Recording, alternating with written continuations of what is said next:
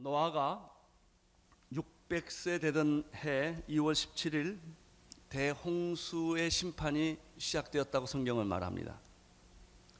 여기서 600세 되던 해 2월 17일이라는 구체적인 날짜를 통해서 배울 수 있는 것은 그것은 옛날 옛적 얘기거나 신화가 아니라는 이야기입니다. 150일 후에 7월 17일 홍수 물이 말라간다는 얘기를 또 기록합니다. 이 노아 방주 사건의 특징은 날짜를 계산하고 있다는 것입니다. 대홍수라고 하는 것은 요즘 우리들이 최근에 경험했던 엄청난 양의 폭우가 오랫동안 쏟아졌다는 뜻이 아닙니다. 이것은 온 지구가 물에 젖을 만큼 물이 충만했다는 것을 의미합니다. 땅 아래 그리고 하늘 위에 있는 모든 물이 다 쏟아진 것입니다. 그 얘기가 7장 11절 12절에 기록되어 있습니다. 함께 읽겠습니다. 시작. 노아 600세 되던 해 2월 곧 그달 17일이라. 그날에 큰 기품의 샘들이 터지며 하늘의 창들이 열려 40주야를 비가 땅에 쏟아졌더라. 여러분, 비는 구름을 통해 내려오는 것이죠. 아무리 비가 내려온들 지구를 다 덮겠습니까? 그런 뜻이 아닙니다. 성경에 두 가지로 이 홍수를 설명하고 있는데, 하나는 큰 기품의 샘들이 터졌다라고 말하고 있고, 또 하나는 하늘의 창이 열려서 물이 쏟아졌다 이렇게 표현하고 있습니다. 이것은 우리들이 노아 홍수 이후로 한 번도 경험해 본 일이 아니기 때문에 우리의 경험에는 그 개념이 없습니다. 이것이 심판입니다. 큰 기품의 샘들이 터졌다라고 하는 것은 땅 아래에 있는 모든 물들이 밖으로 다 나왔다는 것을 의미합니다. 원래 하나님께서 천지를 창조하실 때 지구 위에는 물이 있었습니다. 물로 가득 차 있었습니다. 물과 물이 나누어져라 그랬습니다. 창세기 1장 6절에. 그래서 물 하나는 하늘 위로 올라갔고 물 하나는 공간 아래로 내려온 것입니다. 땅으로 내려간 것이 바다와 지하수가 된 것이고, 하늘 위로 올라간 것이 소위 물층을 만드는 것입니다. 물층은 얼마나 많으냐? 바다만큼 많습니다. 똑같이 반이 위로 올라갔고 아래로 내려갔습니다. 그 사이가 스카이, 성경에는 궁창이라고 설명을 하는 것입니다. 따라서 땅 아래로 내려온 모든 물들, 그것은 우리가 보는 바다와 그리고 땅 속에 있는 모든 지하수들이 다 터졌다는 것입니다. 어떻게 물이 지하수에 있는 물들이 터졌겠느냐? 그것은 두 가지 현상이 동반했다고 생각합니다. 하나는 지진이나 화산이 터졌기 때문에, 소위 지각의 큰 변동이 일어났기 때문에 바다에 있는 물도 다 용솟음 쳤고 땅 아래에 있는 물들도 다 나오게 된 것입니다. 지금은 하나님께서 성경에 보면 재미있는 편이 있어요. 바다와 육지의 경계를 만드사 이렇게 되어 있는데, 이 대홍수 때는 바다와 육지의 경계가 흐트러졌습니다. 그래서 바다에 있는 모든 물들이 다 지구로 덮게 된 것입니다. 그래서 제가 지난번에도 소개해 줬지만 우리 노희천 박사님이 쓴 노아의 방주는 역사적 사실이라는 책이 아니고 만화니까 읽기 쉽습니다. 가서 그 만화를 사서 보시면 아주 재밌게 읽을 수 있는데, 그 정보에 의하면은 땅이 물 위로 들어왔다는 증거가 도처에 많다는 것입니다. 이제 그 중에 하나가 호수가 다 짜다는 것입니다. 호수는 짜서는 안 되는데 사해바다가 그런 것 중에 하나고, 그 다음에 터키에 있는 해발 1700m에 있는 터키의 반호가 짠물이고, 이란의 우르미아 호수가 해박 1470m인데 염도가 23%라고 합니다. 어떻게 그럴 수가 있겠냐 이거죠. 몽고네지아 사막에 있는 모든 호수들이 다 짜고 안데스 산맥이 3,000 해발 800m인데 거기는 넓이가 4,800km 될 정도로 큰 호수가 염해라고 하는 것입니다. 어떻게 3,800m가 넘는 곳이 짠 바다가 있겠느냐는 거예요. 그런 증거들을 이야기를 합니다. 또 이렇게 생각할 수 있는 성경적인 하나의 근거가 있는데 시편 104편 5절에 보면은 이런 표현이 있습니다. 옷으로 덮음같이 땅을 바다로 덮으시고, 이렇게 돼서 땅을 바다로 덮으시고 물이 산들 위에 있더라. 생각해 보십시오. 어떻게 물이 산들 위에 있으며 땅이 바다를 덮었겠습니까? 이러한 지각 변동으로 말미암아 우리가 자세히는 모르지만 땅은 꺼질 수 있고 바다는 솟아날 수 있고 이런 엄청난 상태의 지각 변동과 그 다음에 지하수들이 터지고 화산이 터지고 분재가 날아다니고 지진이 일어나는, 그래서 땅과 바다가 온통 뒤죽박죽되는 그런 일이 가능하다고 하는 것입니다. 오늘 말씀에 11절 12절의 이 말씀에 보면은 큰 기쁨의 샘들이 터지고, 두 번째는 하늘이 창을 열었다 그랬습니다. 비가 왔다는 뜻이 아니라 마치 그 위에서 문을 열고 이 바켓으로 물을 갖다 쏟아 붓는 것처럼 쏟아졌다는 것입니다. 이렇게 설명을 하지 않으면 이 지구 위에 홍수가 덮어졌다는 말을 이해할 수가 없습니다.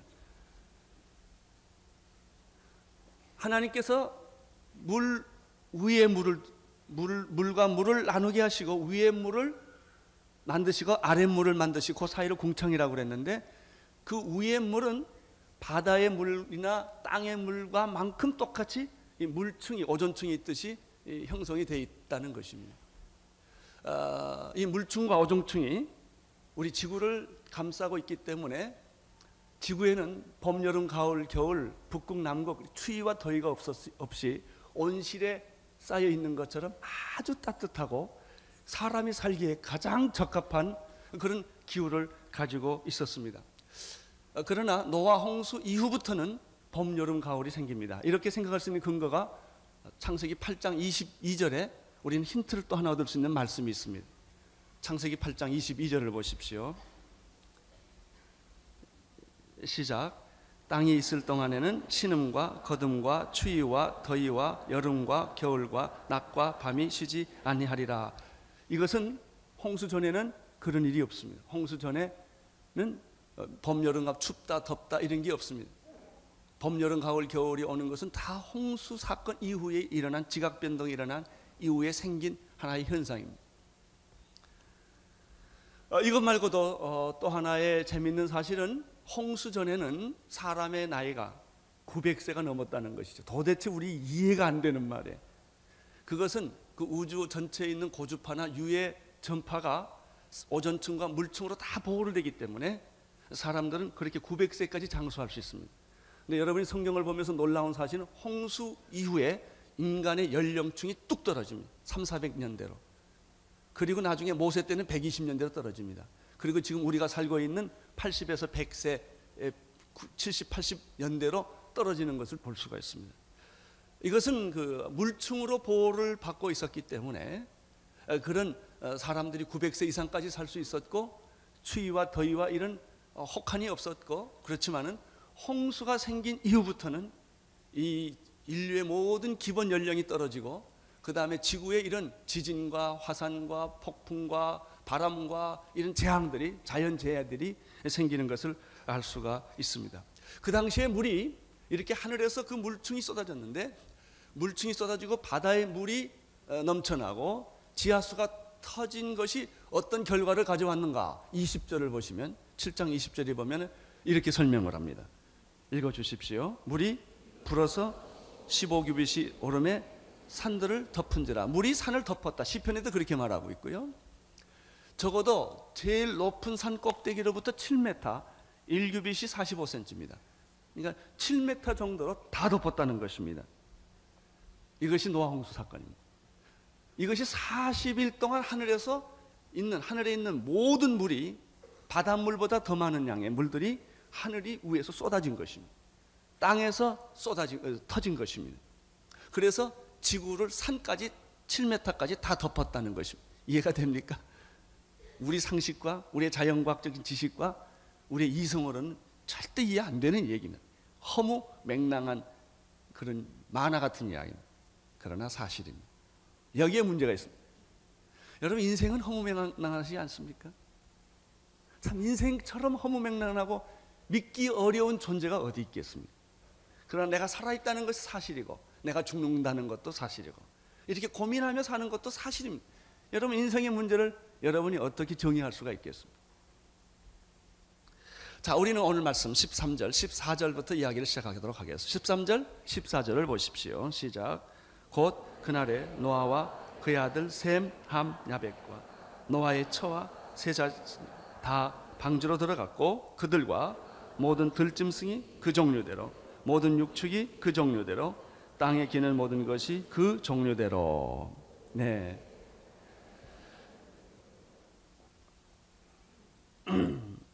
여기서 보면은 놀라운 사실을 두 가지를 노아 방주 사건을 통해서 발견하게 됩니다. 첫째는 하나님이 노아만 구원하지 않았다는 것입니다. 노아와 그 처와 세 아들들과 세 자부들까지 다 구원하신 것입니다. 그리고 또 한 가지 사실은 하나님이 모든 짐승들과 동물들과 육축과 기는 것을 다 데리고 왔는데 종류대로라는 말이 아주 오늘 생각해야 할 굉장히 중요한 말입니다. 먼저 하나님께서는 노아만 구원하지 아니하시고 노아와 그 가족을 구원했다는데 여러분 관심을 가지시기를 바랍니다. 사도행전은 주 예수를 믿으라 그리하면 너와 내 집이 구원을 얻으리라. 기독교는 개인주의적인 종교가 아닙니다. 공동체입니다. 기독교의 출발은 공동체입니다. 아담과 이브를 만드는 공동체입니다. 그뿐만 아니라 모든 하나님의 그 나라들은 아브라함과 아브라함과 이삭과 야곱입니다. 개인을 이야기하지 않습니다. 오순절날 성령을 받을 때도 다락방에서 개인에게 불 주지 않았습니다. 120명 사람들에게 하나님이 불을 주었습니다. 여기서 굉장히 또 중요한 것 중에 하나는 줄 잘 쓴다는 겁니다. 내가 그 120명이 다락방에서 불 받을 때 사건을 가만 생각을 해보니까 거기 120명의 사람들이 다 성령 충만했을까요? 아니, 엉터리도 좀 있었을 것 같아. 우리 교회 안에 엉터리가 좀 있듯이. 그렇지만 그 사람들이 거기 따라온 거예요. 따라와가지고 불 받다 다 받은 거예요. 오늘 그런 축복이 여러분에도 있게 되기를 바랍니다. 뭐 다 잘나서 받는 게 아니고 거기 왔기 때문에 은혜 받은 거예요. 구원은 뭐예요? 방주 안에 들어갔기 때문에 구원받은 거예요. 똑똑하고 잘난 사람들은 자기 이성을 믿고 역사를 믿고 세상을 믿었기 때문에 방주에 왜 들어가야 되느냐? 그건 허무맹랑하고 말도 안 되는 얘기다. 그러고 안 들어간 사람은 다 죽었다는 말이죠. 하나님의 관심은 뭐냐면 당신의 구원에 있는 게 아니고 당신의 가족을 구원하기를 원하세요. 주 예수를 믿으라 그리하면 너와 내 가족을 구원하시는 것이 하나님의 목적이에요. 우리는 나만 구원하는 것이 아니에요. 하나님은 이남만 구원하기를 원하지 않고 이북도 구원하기를 원하시고 하나님은 당신이 살고 있는 이 사회, 세상이 구원되기를 원하세요. 어저께 새신자 환영회가 굉장히 많은 분이 오셨어요. 그 중에서 75세 나신 부부가 오셨는데 그분들이 교회를 처음 나오셨다는 것이죠. 그러면서 그분의 기도 제목을 들으니까 이 75세 나신 분의 노모가 계시는데 불교를 오래 믿었답니다. 이 노모가 예수 믿게 좀 기도해달라는 거예요. 난 그 말을 듣고 이 말이 생각났어요. 아, 이상하다. 복음이라는 거는 들어오면 나만 구원받고 끝나는 것이 아니라 내 옆에 있는 사람을 구원하지 않으면 견딜 수 없는 마음을 주셔서 하나님은 그 가족과 그 공동체와 그 사회 전체를 구원하시기를 기뻐하시는구나.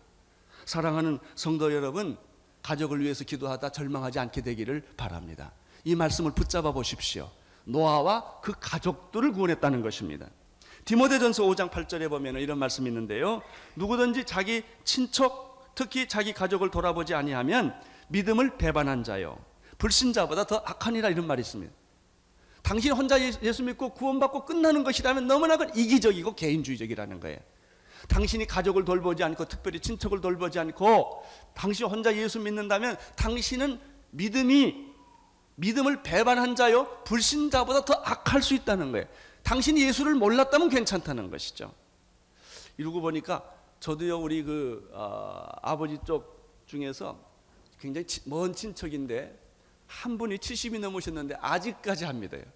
한 30년을 전도했는데도 안 믿으세요. 아주 보통 분이 아니세요. 술 좋아하시고 이러시는데, 우리 친척 중에 내가 가만 따져보니까 지금 그분이 혼자 지금 예수를 좀 잘 안 믿고 있어서, 우리 형수님 되시는 분은 명성교회를 다니시는데 맨날 가서 눈물로 자기 남편 구원하는 게 이 기도예요. 저는 그걸 보면서 하나님의 끈질긴 포기하지 않으시는 그 섭리가 있구나. 사랑하는 성도 여러분, 주 예수를 믿으라. 그리하면 너와 내 식구들이, 가족들이 다 구원을 받게 된다는 것입니다. 이 사실을 믿으시고 오늘 가족 구원을 포기하지 말고 계속해서 할 수 있게 되기를 바랍니다. 또 한 가지는 하나님은 창조론을 지지한다는 사실입니다. 성경은 진화론을 성경은 지지하지 않습니다. 그 중에 오늘 많은 증거 중에 오늘 그 한 증거가 이 말씀에 나타납니다.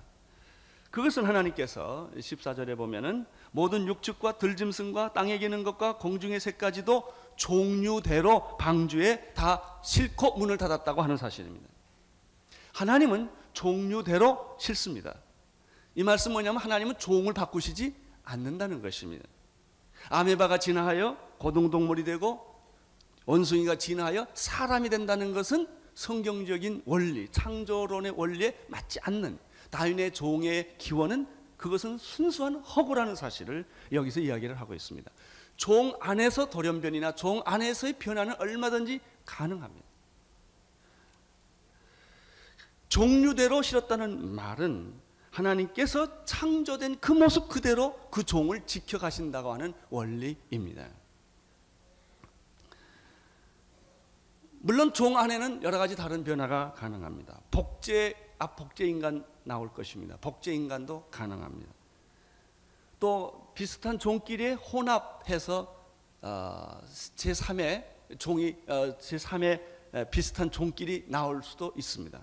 그러나 여러분, 복제인간 때문에 너무 걱정하지 않게 되기를 바랍니다. 우리가 상상하는 것처럼 무슨 영화나 무슨 외계인이 나오는 것처럼 복제인간이 돌아다니면서 이런 일들은 절대 일어나지 않습니다. 복제는 가능합니다. 그러나 그것은 부자연스러운 일입니다. 부자연스러운 일은 오래가지 못합니다. 한두 케이스, 몇 케이스는 만들 수 있습니다. 그러나 그것은 종의 변화는 아닙니다. 창조의 질서가 깨지는 것이 아닙니다.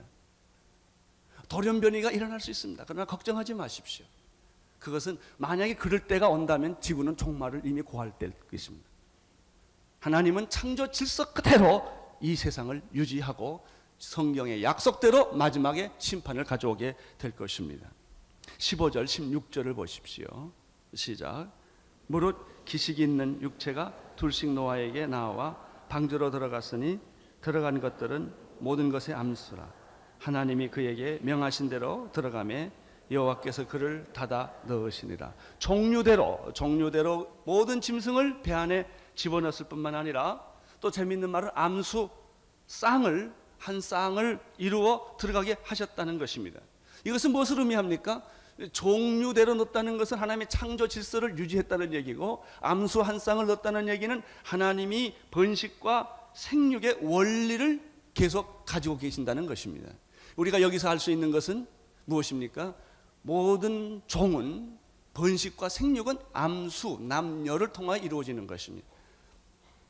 따라서 호모섹스나 그리고 게이는 잘못된 것입니다. 혹시 이 안에 그 비슷한 취미를 가지고 계신 분들은 오늘 회개하시고 다 짝을 찾아가시기를 축원합니다.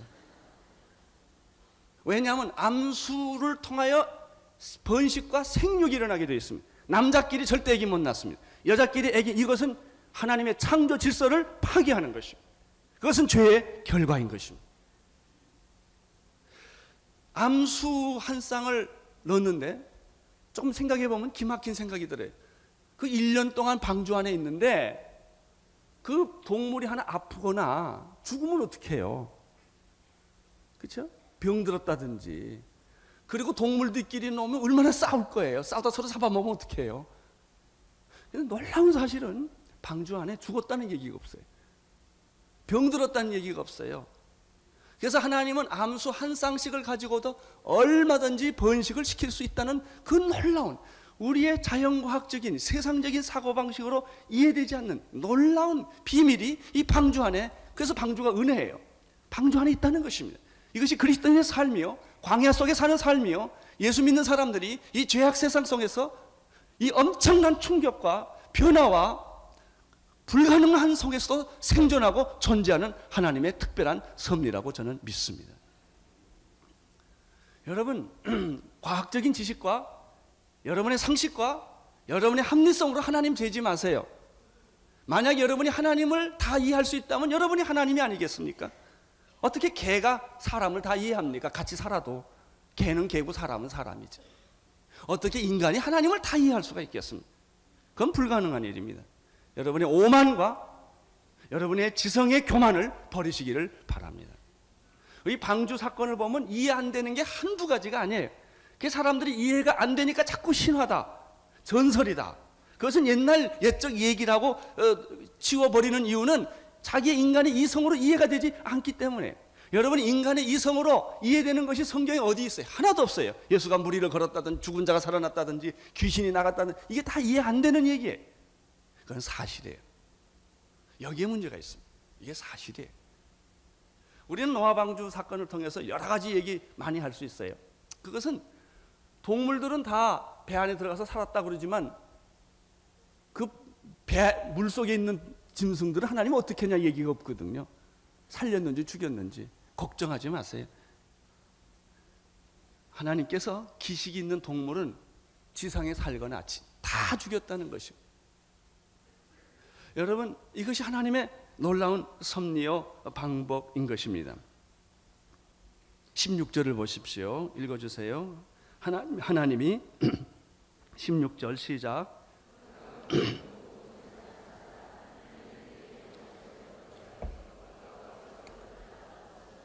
여기서 또 재밌는 말 16절에 하나 있는데요. 하나님이 그에게 명하신 대로라는 말입니다. 이 말은 하나님이 명하신 대로 동물들이 방주에 다 들어갔다라는 뜻은 하나님이 간섭하시고 보호하신다는 의미입니다. 환경이 문제되지 않습니다. 행복은 환경으로 결정되는 것이 아니라 누구와 함께 있느냐로 결정합니다. 내가 좋아하는 사람하고 함께 있으면 그게 감옥서라도 좋은 거예요. 배고파도 좋은 거예요.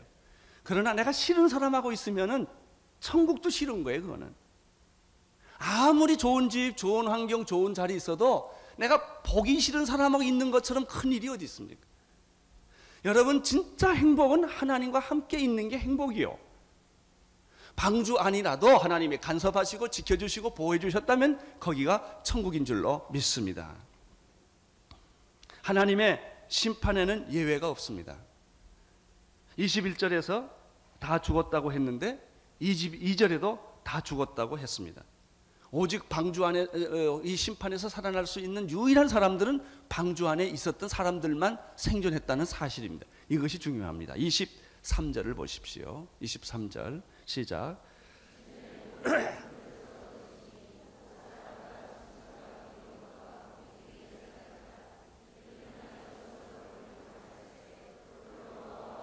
(23절에서) 우리에게 말씀해 주시는 건 두 가지입니다. 첫째는 방주 밖에 있는 사람은 누구를 막론하고 다 죽었더라 이렇게 돼서, 동시에 방주 안에 있는 사람은 잘났든 못났든 다 살았더라. 이게 구원이에요. 여러분, 누구든지 예수 그리스도 이름을 부르는 자는 구원을 얻으리라. 이 노아의 방주 사건이 오늘 우리에게 의미 있는 것은 과거를 들추어 보기 위하여가 아닙니다. 이런 똑같은 일이 마지막 역사의 마지막 심판에 불의 대심판이 올 터인데, 노아의 방주 시대에는 노아의 방주 안에 들어간 사람은 누구를 막론하고 다 살 수 있었지만은 아무리 똑똑하고 훌륭하고 선하고 착하다 할지라도 노아 방주 속에 있었던 사람들은 죽을 수밖에 없었다. 그것과 마찬가지로 누구든지 예수 그리스도 이름을 부르는 자는 구원을 얻으리라. 예수를 믿는 사람은 마지막 심판에서 살아나게 될 것입니다. 이 사실을 안 믿는다는 거예요. 사람들이 그 웃기게 생각한다는 거예요. 노아 당시 사람들도 비가 와서 심판이 온다는 사실을 믿지 않았습니다. 마지막 순간까지 믿지 않았습니다. 문이 닫히고 비가 올 때야 그들은 정신이 난 거예요.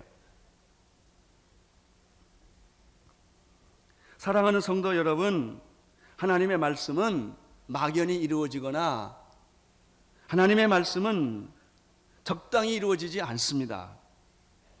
방주 밖에 있는 사람은 다 죽을 것이다. 지면의 모든 생물을 쓸어버리시니 곧 사람과 짐승과 기는 것과 공중의 새까지 이들은 땅에서 하나도 살 수 없다는 말씀이 그대로 지금 이루어지고 있는 거예요.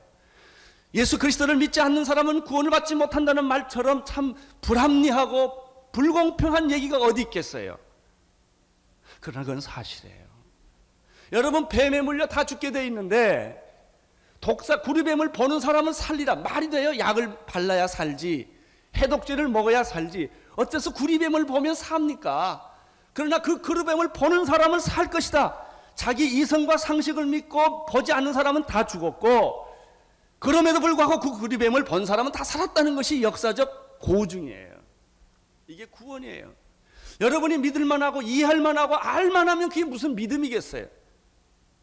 따질 수 있으면 그게 무슨 믿음이겠어요? 믿음이란 뜻이 뭐예요? 보이지 않고 들리지 않고 이해되지 않고 그것을 내가 증명할 수 없지만은 사실이기 때문에 믿음으로 말미암아 이루어지는 것이죠. 이게 믿음이에요. 믿음. 노아의 방주 사건은 여러분이 이성과 상식과 이런 자연과학적 지식으로만 잣대를 재보면 안 보여지고 이해 안 되는 사건이 너무나 많기 때문에 자꾸 사람들은 이것을 신화로 일축해 버리려고 하는 우를 범하는 것입니다. 빛이 있으라 하심에 빛이 있었더라. 어떻게 증거하시겠어요? 믿는 거 외에는. 하나님이 태초에 천지를 창조하셨다. 믿는 거 외에는 누가 증거하겠어요? 왜? 우리는 증거할 만한 능력과 그런 게 없기 때문에 그래요. 인간에게는 그걸 증명할 만한 능력이 없어요. 인간에게 가지고 있는 능력 하나가 있어요. 믿는 거예요. 여러분, 우리가 과학적이어야 합니다. 합리적이어야 합니다. 그러나 영적인 사실에 대해서는 믿음의 원리가 필요합니다. 두 번째는 방주 안에 있는 사람은 다 살아났다는 놀라운 사실입니다. 이 노아가 사실 얼마나 황당했겠어요. 배를 지어라 그러면 아무 갈등이 없어요. 배는 늘 보는 거니까, 물 위에 떠다니는 거니까. 근데 하나님께서는 방주를 지려고 하니 본 일도 없고, 이것도 사이즈가 이성에 안 맞는 사이즈, 엄청난 크기의 방주를 지으라고 하니 거기는 동력도 없어요. 키도 없어요. 이런 방주를 왜 하나님이 지으라고 하셨을까? 그것을 여러분들이 아무리 머리를 쥐어짜고 짜도 그거는 해결이 없는 거예요. 언제 그 해답이 오느냐? 홍수가 나야만 아하 그리고 아는 거예요.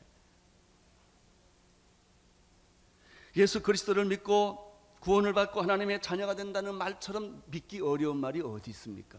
난 참 여러분들 존경합니다. 그 말 믿고 다 교회 온 걸 보니까. 그거 참 믿기 어려운 말이에요. 아니, 이 천년에 죽은 한 청년을 믿으면 구원받는다. 객관적으로 예수 안 믿는 사람 입장에서 볼 때 그게 합리적인 말이 아니잖아요. 예수를 믿으면 나는 부활이요 생명이 영원히 산다. 이것도 우리의 인간의 경험으로는 이해되지 않는 말이잖아요. 노아 방주에 들어가면 산다. 이것도 이해되지 않는 말이잖아요. 그러나 노아는 배를 짓는 게 아니고 방주를 지었어요. 말도 안 되는 모양, 디자인, 크기, 이게 도대체 무슨 목적으로 쓸 것인가 이해가 되지 않은 거예요. 이것이 십자가예요. 왜 예수가 십자가를 져야 된다 이해되지 않는 거예요. 그러나 그분은 나를 위하여 십자가에 피 흘려 돌아가심으로 말미암아 우리 죄를 다 씻어주시고 나를 하나님의 자녀로 만들어 주신 것입니다. 24절을 보십시오. 24절 시작. 물이 24절이 미안합니다. 15절 16절을 보시겠습니다. 15, 16절 17절부터 19절까지 보겠습니다. 시작.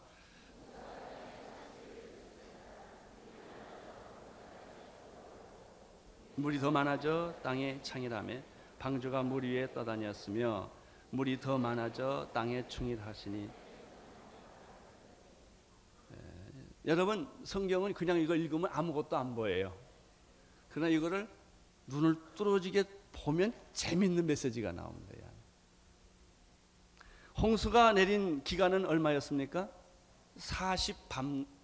밤낮이었다고 합니다. 40일 동안 하늘에 있는 물이 다 쏟아지는 시간이었고 땅에 있는 물들이 다 튀어나가는 시간이었다는 것이죠. 17절, 18절, 19절을 한번 자세히 보면 재미있는 표현들을 발견하게 될 것입니다.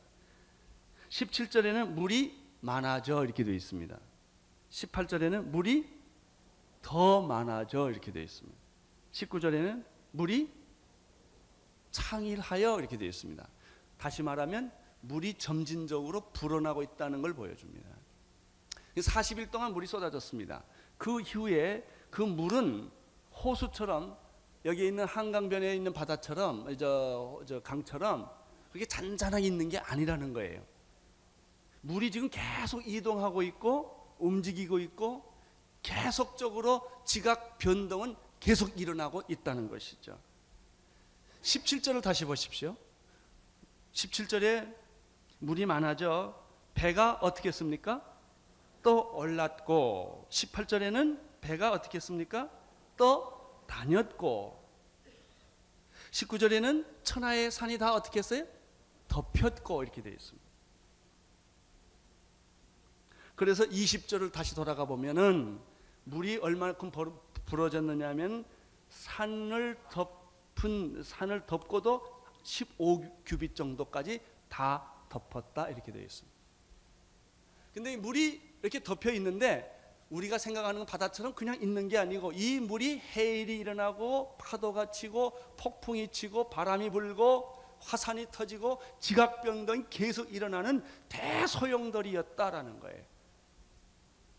자, 그렇게 보면 우리가 만든 배는 소용이 없다 그런 뜻입니다. 무엇만이 존재할까요? 방주만이 떠다닐 수가 있는 거예요.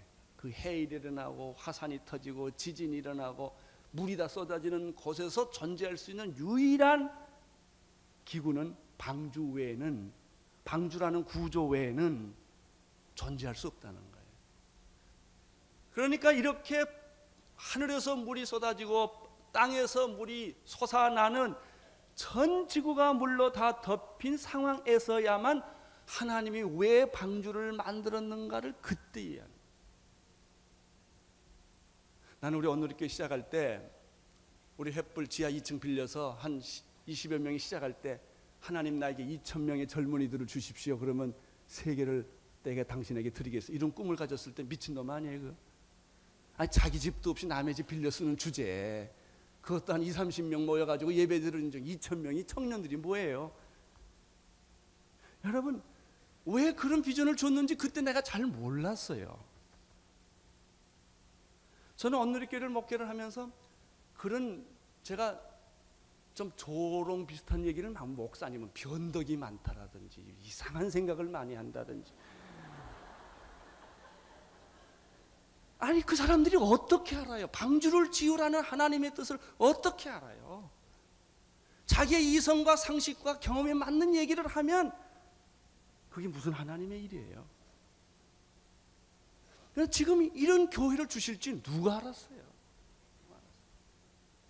저는 지금도 내 마음에 엄청난 생각들이 많이 떠오르고 있는데 그거는 이성에 안 맞는 말이라 이만큼 해도 교인들이 놀래는데 내가 계속 얘기하면 교인들이 얼마나 놀래겠어요. 근데 왜 그런 생각을 주는지 내가 모르겠어요. 왜 10년 후에 20년에 역사가 어떻게 변하고 통일이 어떻게 하고 내가 모르니까. 근데 하나님은 미리 아시고 그런 비전을 주시는 거예요.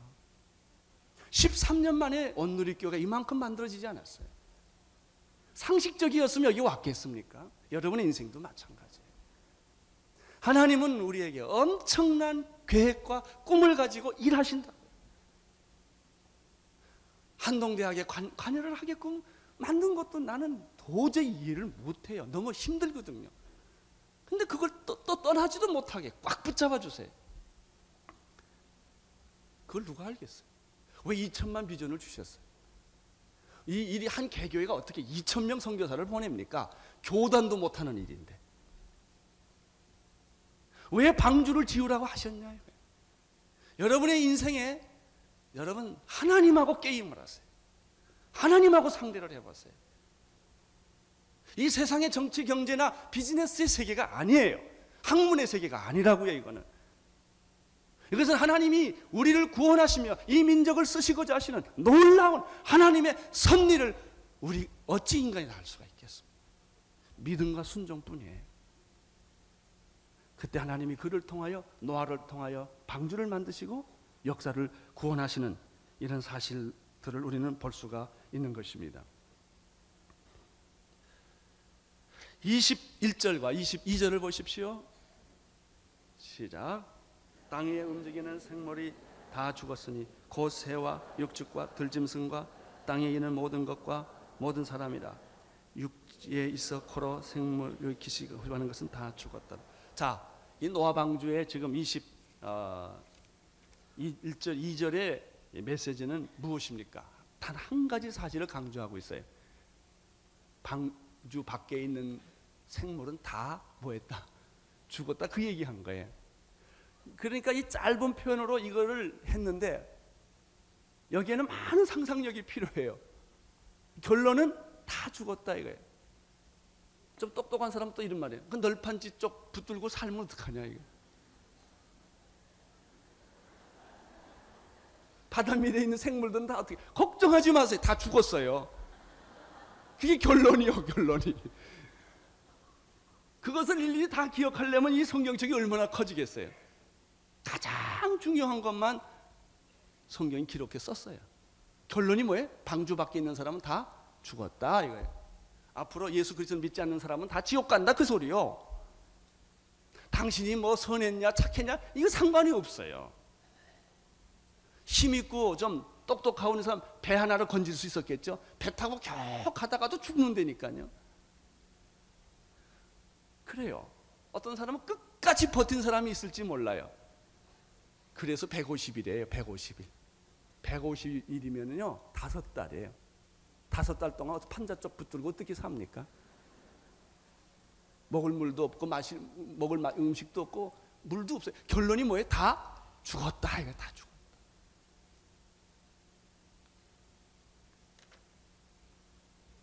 (24절) 물이 150일 땅에 창일하니라. 이 두 가지 뜻이 있어요. 150일이 동안에 먹을 물이 없고 마실 물이 없고 먹을 음식이 없어요. 그리고 해일과 폭발, 화산 폭발과 그리고 여러 가지 땅이 터지고 지진이 나는 이런 그 물결이 파도 치는 것처럼 이런 상황에서는 아무 누구도 살 수 없다는 말이 150일이라는 말이에요. 150일이라는 말은 또 하나의 의미가 있어요.